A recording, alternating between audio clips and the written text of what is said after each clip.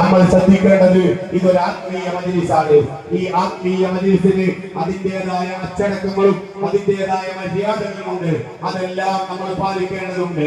ഇവിടെ ഒരുമിച്ച് കൂടിയ ഏതെങ്കിലും ഒരു വ്യക്തി ആത്മീയ മജ്‌ലിസിന് നിരക്കാത്ത ഏതെങ്കിലും രൂപത്തിലുള്ള ഇടപെടലുകൾ നടത്തിയാൽ അതെല്ലാം നിങ്ങൾ ഏറെ സ്നേഹിക്കുന്ന, നിങ്ങൾ ഏറെ ആദരിക്കുന്ന ബഹുമാനപ്പെട്ട സയ്യിദ് അവർകൾക്കാണ് അതിന്റെ ചീത്ത പേര് വരിക എന്ന് നമ്മൾ എല്ലാവരും മനസ്സിലാക്കി ഈ മജ്‌ലിസിനെ നിയന്ത്രിക്കാൻ കഴിയാത്ത വിധം ആളുകൾ ഇവിടേക്ക് ഒഴുകിക്കൊണ്ടിരിക്കുകയാണ്.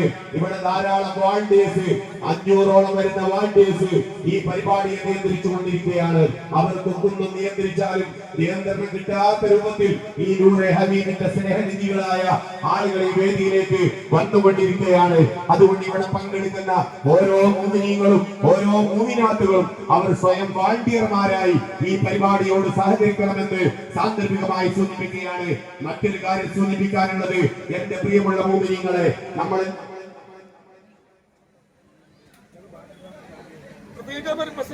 ഈ വിവാഹവുമായി ബന്ധപ്പെട്ട് അതുപോലെ തന്നെ അതിന്റെ വലിയ അതുപോലെ തന്നെ ആ സഹോദരിയുമായി ബന്ധപ്പെട്ട ആളുകളൊക്കെ അവർക്ക് പ്രത്യേകം തയ്യാറാക്കിയ ഈ ഇരിപ്പിടത്തിൽ വന്നിരിക്കണം.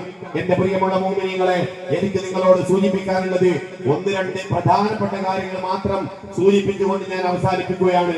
ബഹുമാനപ്പെട്ട സയ്യിദ് അവരുടെ ദുആക്ക് ആമീൻ പറയാനും അവിടുത്തെ മജ്‌ലിസിൽ പങ്കെടുത്തുകൊണ്ട് ആ ബർക്കത്ത് ലഭിക്കാനും വേണ്ടിയാണ് ഞാനും നിങ്ങളും ഇവിടെ വന്നിട്ടുള്ളത്. അതുകൊണ്ട് എനിക്ക് പറയാനുള്ളത്, ഈ മജ്‌ലിസിന്റെ പവിത്രത എന്ന് പറയുന്നത്, ഈ മജ്‌ലിസിന്റെ ഒരു ബറക്കത്ത് എന്ന് പറയുന്നത്